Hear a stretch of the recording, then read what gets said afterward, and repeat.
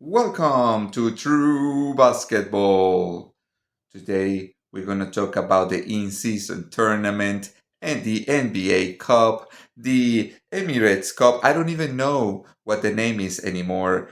We're going to talk what Adam Silver's impact is being in this league. But please comment down below. I want to know what you think, good or bad. I want to know what's your perspective on the matter. Let's begin. I watched Jason Whitlock's show. I'm a big fan. And he talked about a lot of different topics related to the in-season tournament. And also, I'm going to have another show very specific about what he says in regards to the ratings and why the league is doing so bad. But in today's show, we're going to focus on particularly on the in-season tournament. Lack of leadership from Adam Silver and everybody else. And look, he may be leading them right where they want to go. Maybe they want to be a globalist league. Maybe they want the league to take a dump on America. But the lack of leadership from Adam Silver is astounding. Players have total control. He's afraid of the players. Bad leadership. If we're going to talk about the in-season tournament, the first thing we have to talk about is Adam Silver. He invented the damn thing anyways, right? It was him. Adam, since the moment he arrived to the NBA, it feels like there is one tragedy after another, one disaster after another, and the guy just got an extension a couple of years ago. So it seems that the league owners or they kind of like the guy for some reason. One of the problems I've had with Adam Silver is every decision he's made so far feels more like he's pandering and kind of leaning towards the superstars more than actually the majority of the players and the fans, which is actually the people watching the games. It feels like, it gives me the impression, and I have another show where Kevin Garnett interviews the guy. It feels like Adam Silver is more interested in expanding the league in social media and having a lot of likes and a lot of casual fans who just gonna watch highlights than people who actually care and watch the games. And every move he's made feels like one mistake after another. The first one was speeding up the league to to the point where the game feels like ridiculous with 140, 150 point games, and that was manufactured. And then he started to emphasize that we have to all the analytics nonsense was kind of comes from him as well. That mentality that don't touch the small guy, let him play. The guy with the ability, and let's jack up more threes, and let's keep shooting them. And there is this narrative. Well, I'm gonna debunk this narrative at the end of my video today. There is this narrative that the only way to play and win today is shooting more threes. I'm gonna be honest. When the rule change happened in 2005 with Davis Stern, there was still physicality. The 2008 finals, 2009 finals, and 2010s were very, very physical finals. And we loved those finals, and it was great. Very defensive basketball, and the no handshake rule was there, but nobody paid attention to it. It seems that when Silver arrived in 2014 and he started to implement his strategy, you couldn't touch anybody, especially if you're a small guard penetrating. And that created the all these open shots from three and all this scrambling in defense, and hey, you have to go small because you cannot touch anybody in transition, it's a foul, so we just have to outrun the rival. So he created that. Then he changed the all-star game, and then he now has the in-season tournament as a solution for a problem he created. He wanted a fast-paced 140-point league. He wanted players to not defend anymore because defense is overrated. It's all about the stats now. I think who benefited from that? Well, I'm not going to talk about LeBron in this video. So all of that was ideally to increase the ratings. This is what Adam Silver thought, that it will increase the ratings. And now he has a problem that nobody watches the games anymore. And he said, okay, nobody's watching the regular season because the regular season doesn't matter anymore. And this is one of the points Whitlock talks about. And he points towards a couple of things that I need to mention. And let's talk about the ratings for a minute, because remember, it all started with Adam Silver. The NBA was great before him. It's not about you. It's about a handful of elites. They don't want to compete. Load management, super teams. That's all about not competing. Hey, how can I win championship rings without really competing? Oh, I'll join up with Dwayne Wade and Chris Bosh. I'll bring Kevin Love in and Kyrie Irving. I'll just, if I'm Kevin Durant, I'll jump to the Golden State Warriors. These guys don't want to compete. And Americans like competition. Load management. Embiid hasn't played a thing. Kawhi Leonard is missing in action. He's been missing in action for the last 2-3 years. There are other superstars like Paul George, by today's standards, that don't play anymore. And everybody seems to rest or play 60 games like LeBron does sometimes. He just disappears and nobody knows where he is. But the media is there to give all the excuses in the world. And same with JJ Redick. But if you watch the games in general, they are boring. It's a bunch of people standing in the 3-point line. There is no movement. There is no excitement. They don't go hard on the rebounding. They just, shoot the three. If they get the rebound, they get it. If they don't, they're not going to fight for it.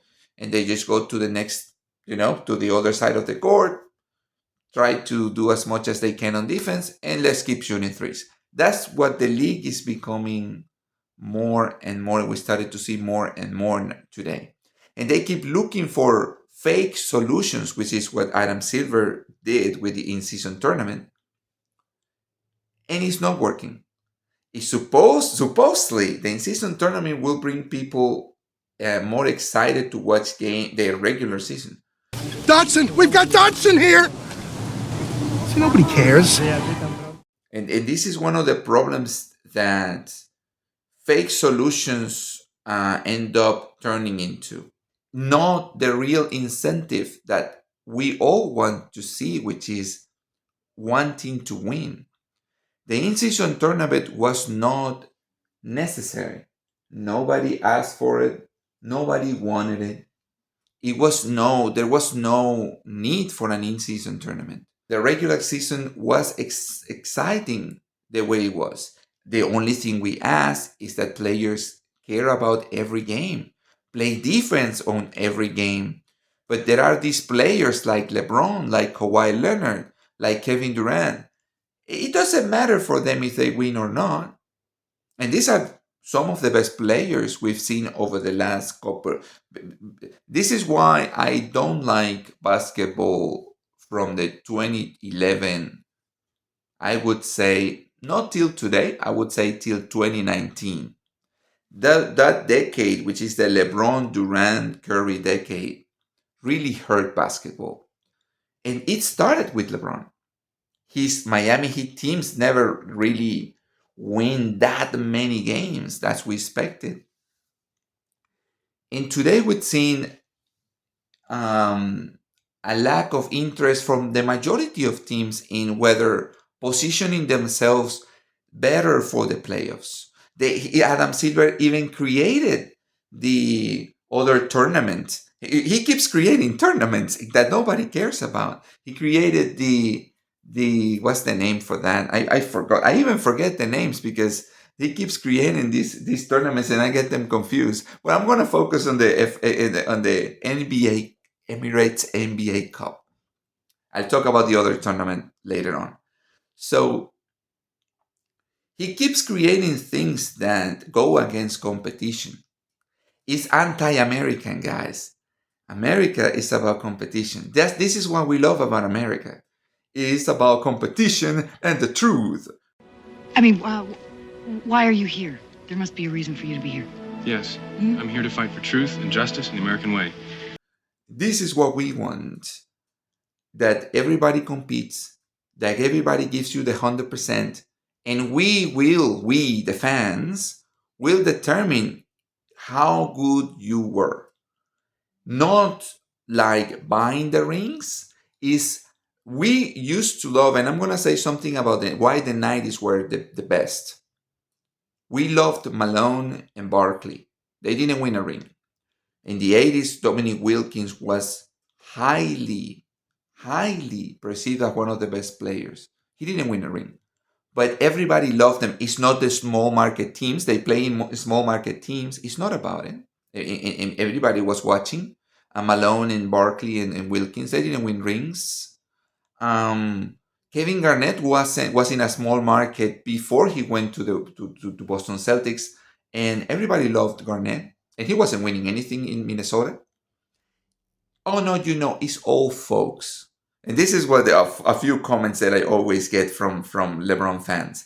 You old folks hate the new stuff. I don't hate the new stuff.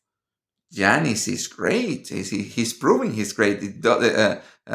Jokic is great. So, and they are the actual best players in the world. The only problem is they are not American.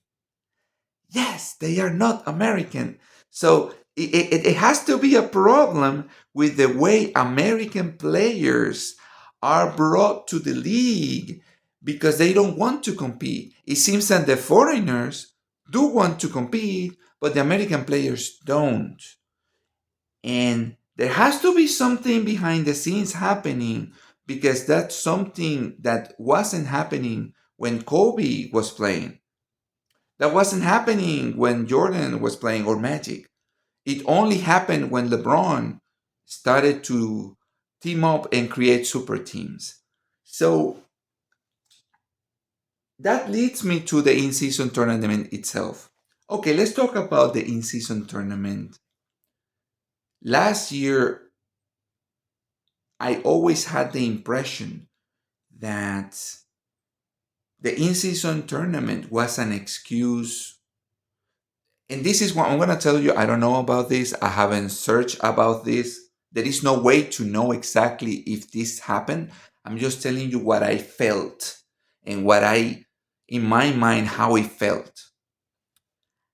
When the in-season tournament was invented last year, I felt like LeBron got together with Adam Silver and Jeannie, and they all got together in a room and say, "Hey guys, is there a way we can create something that LeBron can win something, and we can give him a cup, and so the Lakers can win something this year?" That's how it felt. LeBron seemed to know everything in every interview. He seemed to know everything about the in-season that nobody knew. Nobody knew what the in-season was about or how it worked. Only he did know.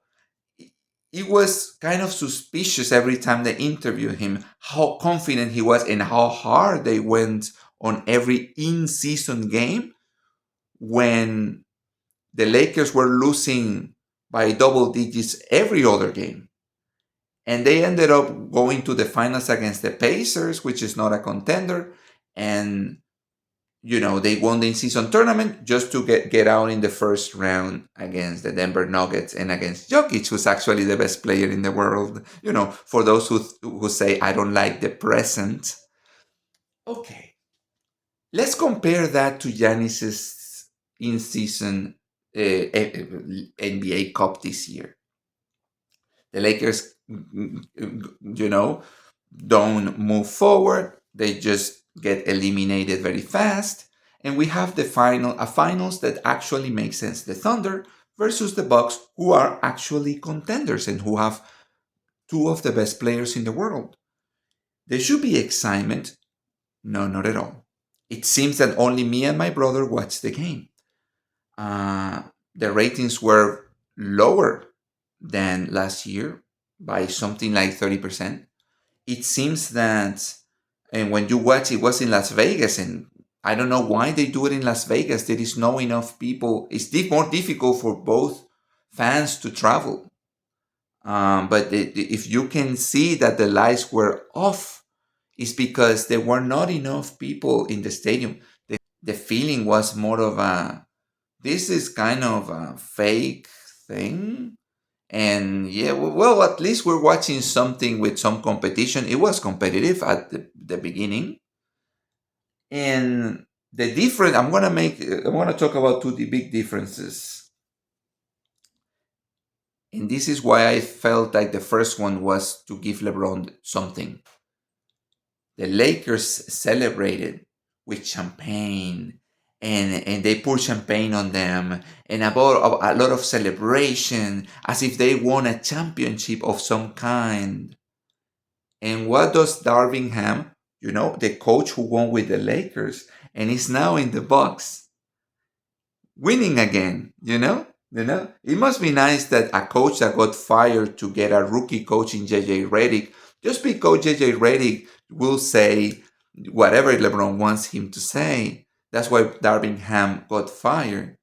The guy who took them to the conference finals and led them to the NBA Cup championship or whatever. I don't know how to call that, but they won it. Darvin Ham told Doc Rivers, we're not going to celebrate a thing. So keep the champagne away. We care about the actual goal. The actual goal that has always means something for an NBA, for a basketball fan and a basketball player, winning an NBA championship. Nothing else. It's winning an NBA championship. And that's very important. It's beautiful. Darvin Ham got fired because he was a winner. Now the Bucks win, and he is a quintessential part of it. And Giannis didn't celebrate anything because he's about winning. He knows, yeah, it's nice. We won it. We won it. It's nice. It's cool. This is encouraging, I think. The team is looking better and better, and this is encouraging. And we won the right way, but we are aiming to the real thing. This fake stuff, nice, we won it. We want to win the real thing, the NBA championship. And I want to talk about that. How did the Bucks win it? Oh, that was beautiful. That was even more beautiful. We keep hearing the media telling you how important the three is. We keep hearing how the media keeps telling us, and that the analytics, the analytics that they're geniuses. These guys invented this formula in 2015, exactly the same time as Adam Silver started to, change the rules to increase the amount of possessions. That the way to win, the only way to win, is just shoot more threes.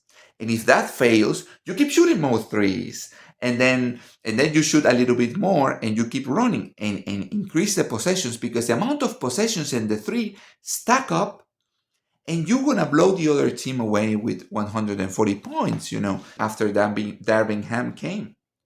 Giannis is posting up more. The post up. We hate the post up. That's ugly stuff from old folks. This is not the modern basketball anymore. Giannis post up a lot, man. He attacked the basket every time he could. And there was a lot of offensive rebounds. By the way, the three killed the Thunder. And I don't know, I know you don't want to hear that. You want to just, you want to just look the other way. But the Thunder shot themselves out of the building.